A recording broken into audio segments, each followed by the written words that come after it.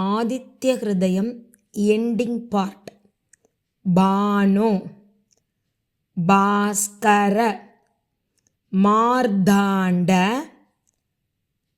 चण्डरश्मि दिवाकर आयुरारोग्यमैश्वर्यं श्रियं पुत्रां च देहि मे इति श्रीमद् रामायणे युद्धकाण्डे पञ्चाधिकशततम सर्गे श्री आदित्य हृदय स्तोत्रं सम्पूर्णम्।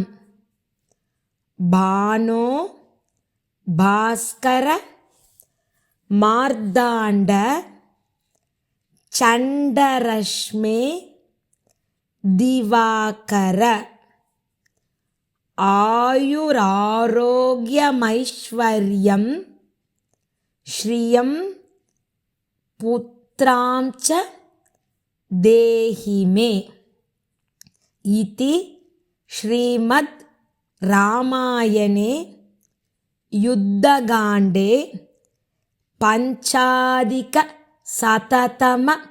सर्गे श्री आदित्य हृदय स्तोत्रं सम्पूर्णम्। बाणो भास्कर मार्ताण्ड चण्डरश्मि दिवाकर आयुरारोग्यमैश्वर्यं श्रियं पुत्रां च देहि मे इति श्रीमद् रामायणे युद्धकाण्डे पञ्चाधिकशततम सर्गे श्री आदित्य हृदय स्तोत्रं सम्पूर्णम्।